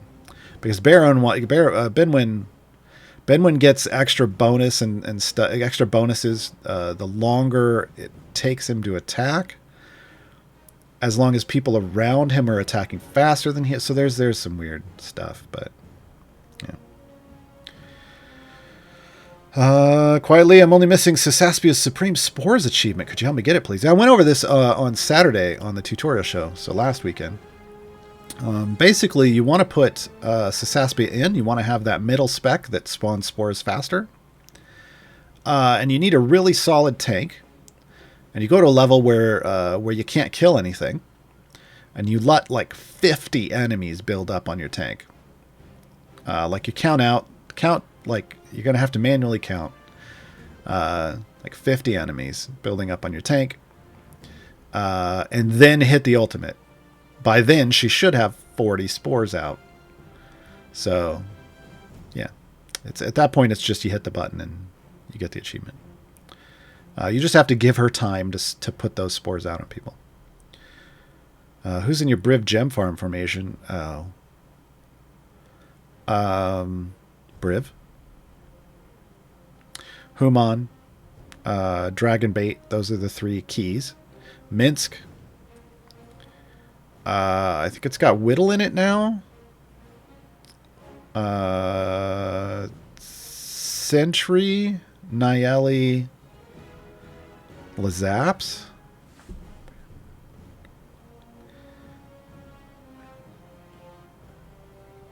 Somebody else. I don't know. I'd have to hop back out and look at it. But really, the key to automated Briv gem farming is Briv, Human, Dragonbait, and Minsk. I don't have Deacon in. I just said I have Whittle in. I have Whittle instead of Deacon. I took Deacon out. I put Whittle in. Everybody else exists for reasons, but not the ones you think. Why Dragonbait? There's a whole guide to this. Zeke640 wrote it. Martin might have a link. Otherwise, it's in the resources channel in the Discord. But basically, everything is predicated around Dragonbaits and Rage. Because when bosses get enraged stacks, or when enemies on the screen start getting enraged stacks, Dragonbait can proc that even if Dragonbait isn't the one tanking. So Briv can stand at the front of the formation and build up stacks, like in a situation like this. Build up lots of stacks, and then eventually you're going to hit an enrage factor where Dragonbait then buffs the DPS enough, even though Dragonbait's somewhere else in the formation. So yeah. Yeah, you don't have to drink off that one. I didn't make the guide for that. Zeke did. I like it when other people make guides to end-game stuff. I focus on the early game stuff, but this is definitely end-game shenaniganry, so. Grambolites, what speed effects don't work in the background? All of them. There are currently no champion speed effects that work in the background. I know the devs have talked about, well, maybe Shandy's does, but no. We found out from Sean that the way the background simulates all the champions in the formation are constantly taking damage. Well, that means Shandy's speed effect never kicks in. So none of these speed effects currently work in the background. However, speed potions work in the background. If that's how you want to use your speed potions. I don't. I use them all up in active stuff, so. Quietly, if speed champs don't work in the background, does that mean that Freely's ramping favorability doesn't work too? Like, for how many levels you can play? I don't know. It might sort of work. Because of the way the simulation works, I don't know if it counts every single level. It might sort of work, kind of like Zorbu's kill tracking and Toragor's kill track sort of works. Hard to say. That's not something, I guess I just wouldn't ever put Freely in a background party, so I wouldn't know, yeah. But I would say it just kind of sort of works, because it's simulating things. Grambolite, so if I have the familiar to level 1 champ, who do I put it on? If that's all you have, then you're probably better off when pushing to have it roaming your ultimate bar. Or automatically hitting an ultimate that you want to use on cooldown. Yeah, I don't... Leveling one champion and not leveling others in this game doesn't really work. Doesn't really work. Everybody has to level up. Everybody contributes. Is there a way to see what adventures you have completed? Not like a list, no. But like if I go out to the main map, everything that says... Well, this is a bad place to look. Everything that says free play, I know I've completed. And if I've... And I can unclick hide completed. I can see all the variants that I've completed. But yeah, you can't just... There's not a list somewhere. There's not a list somewhere. Hey, claim rewards. Something went wrong. Hey, Sean. Every time. And now I've got to restart my client to get my rewards. Every time now. I don't know what broke recently, but I don't like that. I don't like that. Seeing chat, Freely seemed to count in the background, but it's completion, so if Briv skips, Freely only... Well, but Briv wouldn't skip in the background, so I don't think it's... Yeah. Briv skipping and Freely only getting level completed is an active party thing, so... Again, I think Freely just probably sort of works in the background, but not really. Not really. For more in-depth information on how that stuff works, I suggest you ask on Dev Insights. Those are the people that are supposed to have the answers. They're supposed to have the answers. I need more than I'm being given from these people. So let us rearrange some stuff. Some stuff, because I know we can push past 1,000. That's not even a problem. That should not even be a problem. So let's go back. Let's go back. What I want to do first is somebody was talking about Orkira Artemis shenaniganry. So let me show the Orkira Artemis shenaniganry and what you're kind of looking at. Hey, go kill something. Oh, of course it's Crowy. Of course it's Crowy. We don't have Benwin in. I'm safe. Fun fact, folks, since we're doing fun facts today, Crowy, the familiar on the screen right now, is the only familiar currently in the game that has an Easter egg. No, I'm not going to show it to you. How dare you even ask? How dare you? You can ask Mars. Mars will show it to you. Mars will show it to you. All right, how do I want to do this? So with Orkira, basically we're trying to buff Elemental Fire. Elemental Fire is based off the heals from Lesser Restoration, funneling through Healing Flame, and what we're trying to raise is this number here, effective healing done. Right now it's at EO8, right? It's not even moving. So we need to make that one go. Mars is like, yeah, I have no shame yet. Yeah. Mars doesn't care that it hurts me every time my arch nemesis appears on screen. Yeah, I'll just do it anyway.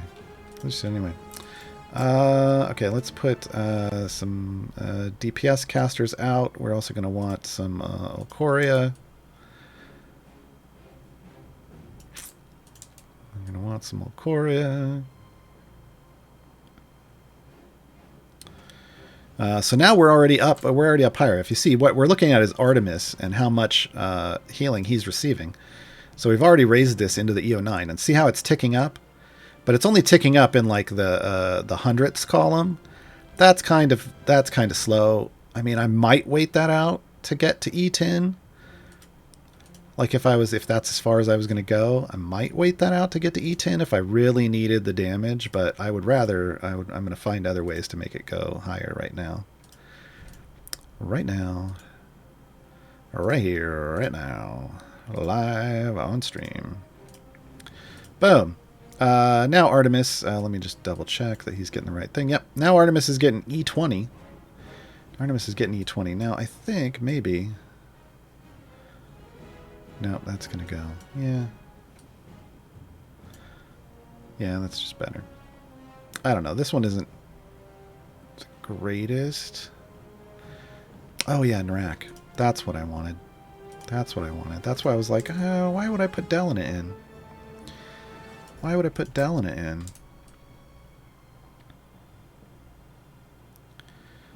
Delina doesn't go in this formation. Now this could be different. Now this could be a little different. So we were looking at E20. Hold on. I'm going to do like that. Yeah, there we go. That's better. Just familiars keep showing up on my toolbar. All right. Now if I click over here, I'm looking at E23, right? And it's racing up. So I will wait for this to get to E24, but I won't wait for it to get E25. Oh yeah, and there's healing feeds. Yeah, all right.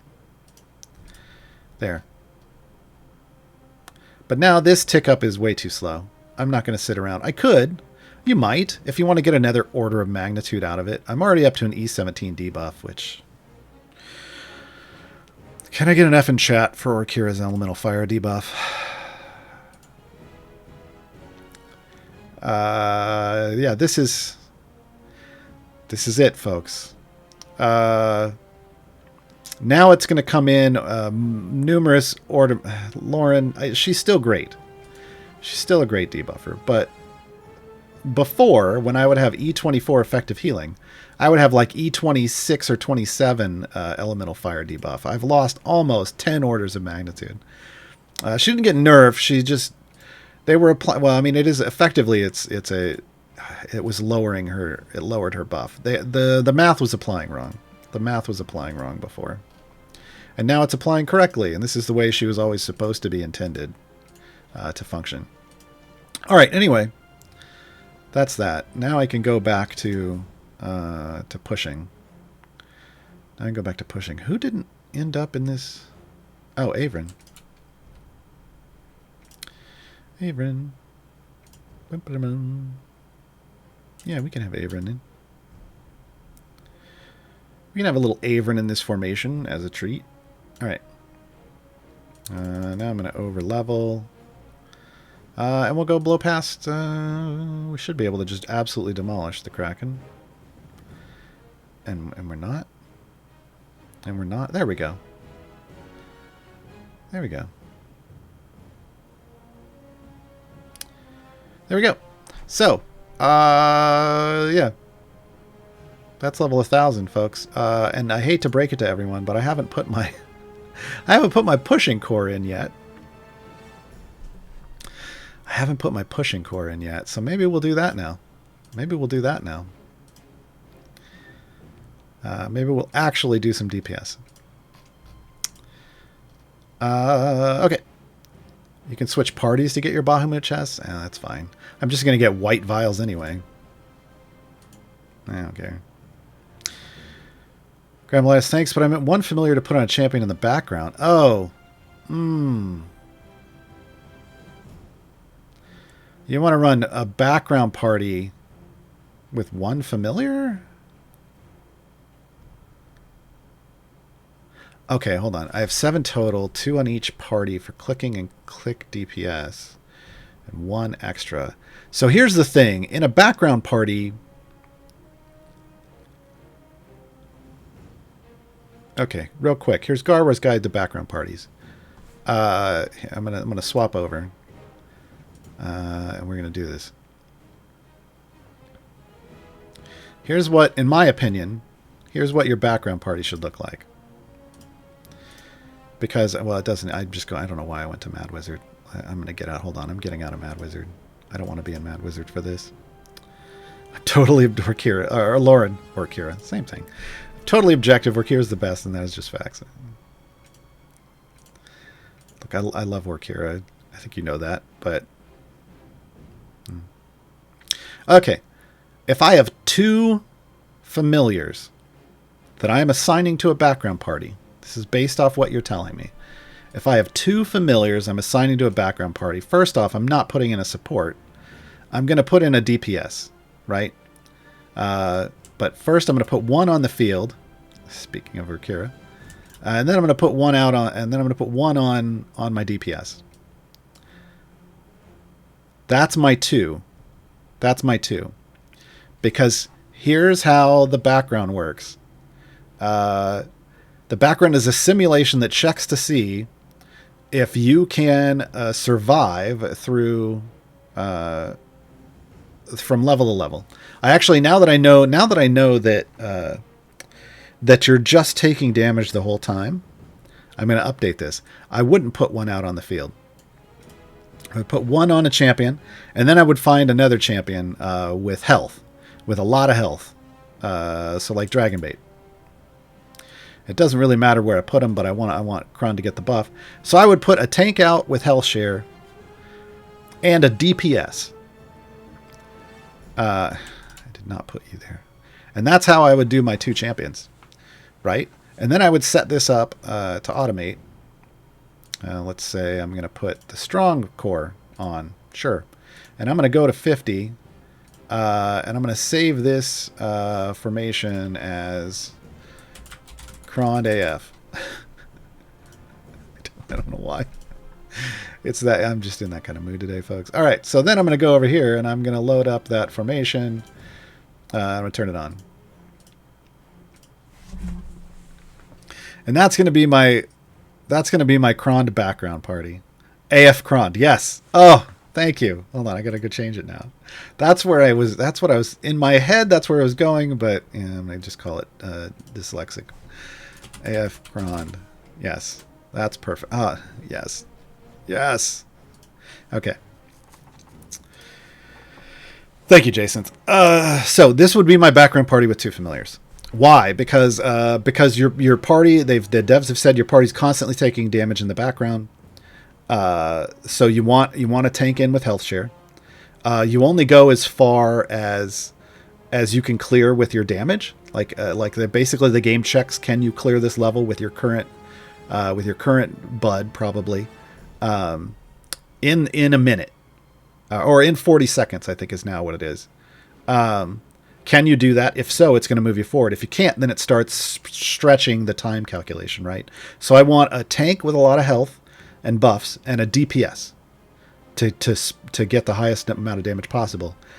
And I don't need anything on the field, because I guess it's not doing that, and I'm not killing with click damage. Because here's the thing: if you run into a hit-based enemy or an armored enemy, you can't click through those in the time allowed, and you'll fail that level, or it will slow your progress down immensely as it tries to figure out how long it's going to take to click through that, because you can only click through those things once every 6 seconds. Like, you could take one chunk off every 6 seconds. So then there's 50 chunks, so that's 300 seconds, which means you're slowing down to 5 minutes per level, if the game even allows that. I would say it's probably a fail state. So this keeps my enemy champions alive, because I have a tank that's health sharing, and it gives me damage, and it's going to level up in the background, right? If I were to so I would set up 2 parties like this, background parties. If I was going to use that third clicker in another background party, then I would put in a support champion that's going to give this champion a huge buff. You got to figure out who that is.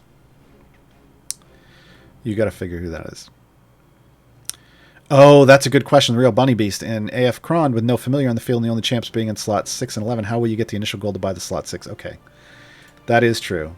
I would have to put one on the field for this. For this formation, that's what I would have to do. Otherwise, you have to have your first champion has to be one of these.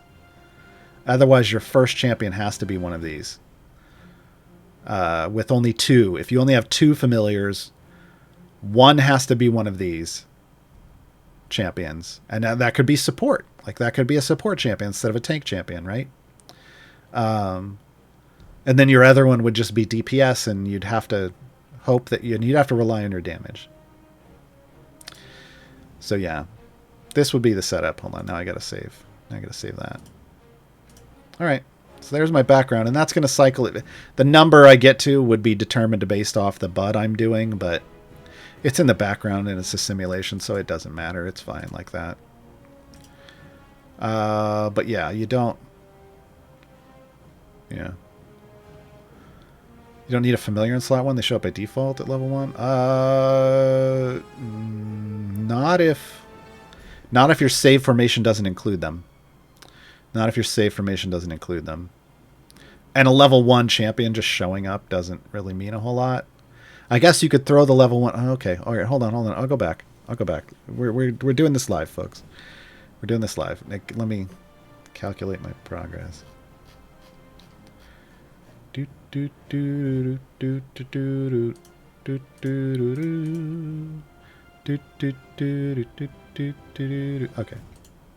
Hey, I went like 4. How did I get 47 levels in that period of time? Sure. Okay. So let's fix this. This champion isn't going to matter at all because they're not going to get leveled up.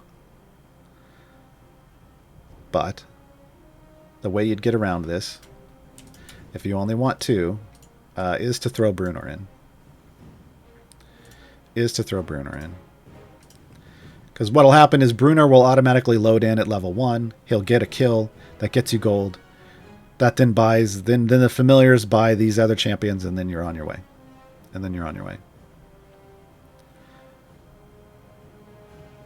So that's how that works.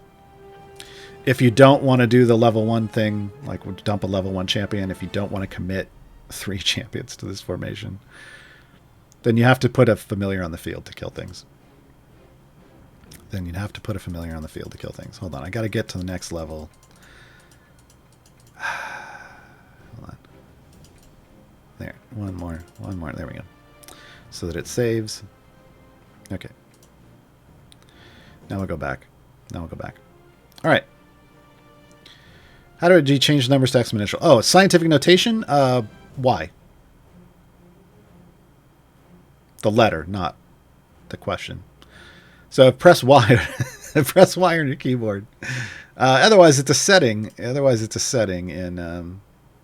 Sorry, Martin. Otherwise, it's a setting in the settings menu. Obdimirium, Gar, thanks for all your work on the game. Without you, constant help, I'd be 100% lost. You're welcome. You're the man. Congratulations on 100 episodes. Thanks. There's lots of people out there who help people make the game. There's lots of people in the Discord or help people make the game more enjoyable. There's a lot of them in the Discord. There's a lot of other people that make guides. Mine tend to be focused on the new player type of introductory stuff.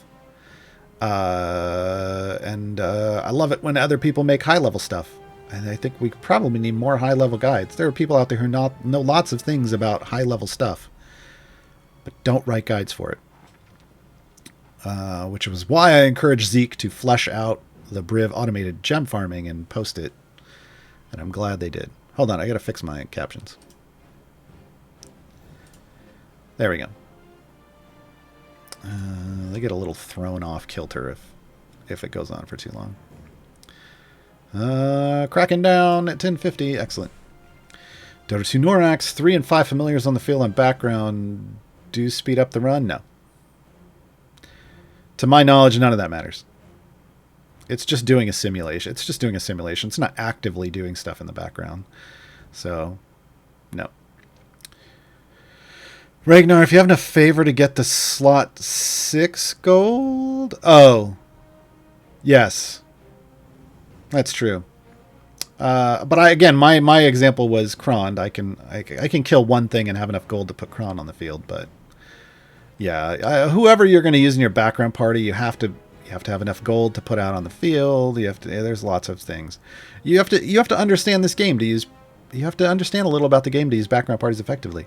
I see lots of people going, my background party doesn't work, or it's super slow, and I'm always like curious, like, well, how did you set it up?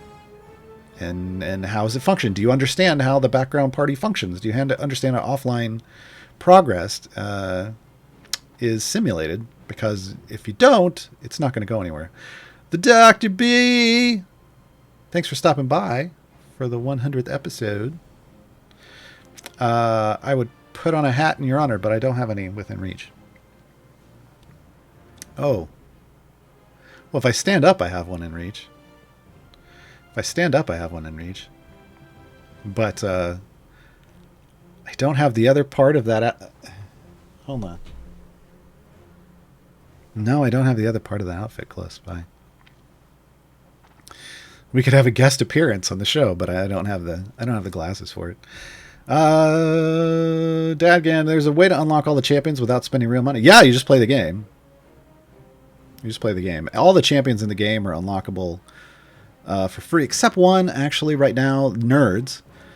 You have to buy a pack of nerds, like the candy, and take your receipt and submit it to get nerds. However, that promotion ends at the end of this month, and then at some indeterminate time in the future, they will add nerds to the gem store. But yeah, right now you just play the game. Like right now, there's an event going on. You can get these 3 champions just playing the game. There's another event next week. They're doing back-to-back events. There'll be 3 more champions. You can get all the other champions in the game that aren't in events via Timegate. Every single champion in the game that came out in an event but is no longer available in an event, you can get in a Timegate. The rest of the champions are unlocked just by playing the game. So, like through the campaigns. You don't have to spend any money on this game at all to play it. Mars and I have both, and a lot of people in the community, but specifically on stream, Mars and I have both played free-to-play accounts. Like new player accounts, testing stuff, and complete all the stuff. Spending money in this game is more like you're paying to progress faster.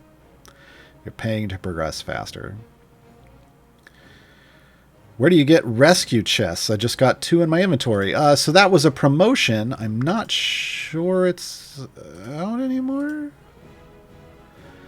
That was for the international. That was the international rescue promotion, the fundraiser that they were doing. It was a very short-term fundraiser. There was not a whole lot of information about that, but I think it's gone now. That's where those came from. And they just gave everybody out some of those, if I recall correctly. If I recall correctly, I played for a very long time before I had funds to spend money in the game. Same. I mean, I think the very first champion I spent money on was when Strix came out. And then it was just, I was like, ugh, what can I afford? And I spent a little bit of cash just because I wanted Strix, because I was a big Dice Camera Action fan. But then it was very, like, I just didn't have lots of extra income for a very long time. Now I have more, so I buy all the things, but, well, not all the things, but I buy more stuff now. Lauren says the fundraiser ended and we wanted to get it out and done quickly so the money could get to the charity ASAP. Yeah. My feedback would be, I had nowhere to point people to, really. Like Twitter, maybe. But there was nothing in game, like it wasn't a news post in game that I could point people to, and people were like, what? And then it was over, and like there wasn't a blog post. I don't know, a little more information would have been cool. Cool to share. A lot of people, if they're spending money, go to familiars, because you can get all the champions in the game for free, but you can't buy all the familiars. There's only a fixed number of familiars that you can earn in the game.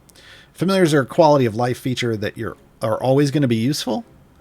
Like I'm using them right now. They're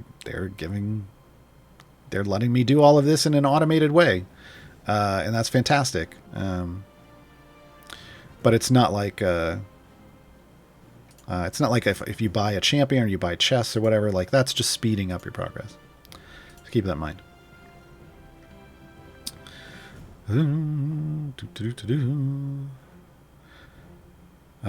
Chip, and I'm glad I grabbed $50 of those chests. Ended up dropping 2 shinies on Baloth, which made me happy. Yeah, and you helped out a good cause. We're almost out of time. We got about 7 minutes left. We're going to go out with the new intro and outro stuff. So watch the outro. I mean, it's going to look just like the intro for those of you who are here. But if you weren't here for the intro, enjoy. Tomorrow, Gaarawarr's Guide to the Heroes of the Plains. The Heroes of the Plains. That's a lot of champions. I'm going to be talking about a lot of champions tomorrow, folks. So show up for that. I don't know why it took this long for us to do it. But yeah, speaking of Orkira, I was waiting until they nerfed Orkira. That's no, but we'll talk about Orkira and all of our Heroes of the Plains friends tomorrow, 9 a.m. Pacifically here on the C&E Games channel. That'll be the last C&E Games stream of the week. And then about an hour after that stream ends, I stream on my channel, twitch.tv/Gaarawarr. Spelled like it sounds. Come join us. We have a good time on Saturdays. Yeah. Orkira lost the crown? No, I think Orkira is still the queen of debuffs. It's just the amount of the debuff went down. It's still for me, it's still a double-digit debuff, which is a fantastic debuff. Well, it's still in the teens. It's just that previously it was in the 20s for me, which was super nice. So it just kind of backed off a little bit for those that knew how to farm it. How can I speed up my game like this? I have speed potions out. That's these things. That's the main speed that's going on right now. So I'm almost at 10x speed, which is the cap. But this is an epic, an epic and a rare speed potion. That's making me go faster. I don't have any other speed champions out right now. So it's just that. Right now. And this is my modest core, so I'm not using a speed core. But there's speed cores, there's speed champions. You can speed things up in all kinds of ways. Yeah. Orkira still wears the crown. The crown's just a bit tarnished. No, it's just... The crown's fine. She's just not obliterating everyone like she did before. Don't forget, this event ends Monday at noon Pacific. So, Please don't do what I did in the last event and forget to burn your tokens over the weekend. Womp, womp, womp. Use your tokens, folks. Oh, that reminds me. I got chests. Okay, let's get the silvers out of the way. Do I get my last epic out of this chest?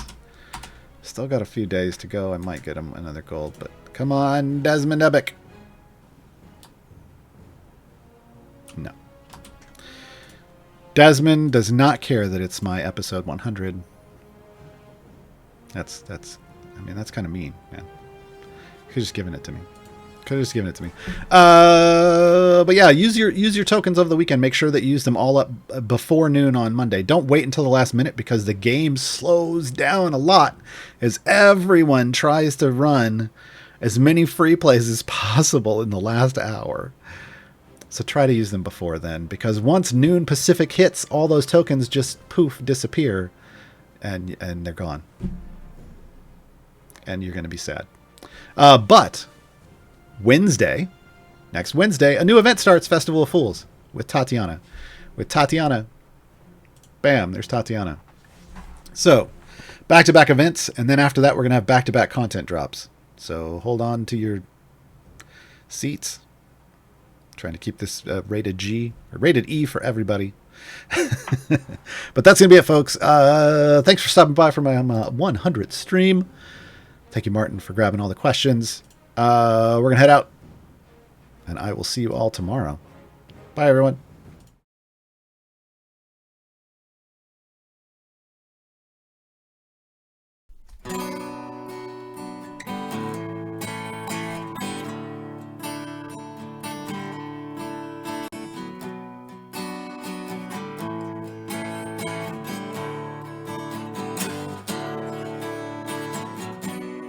Got the answers that you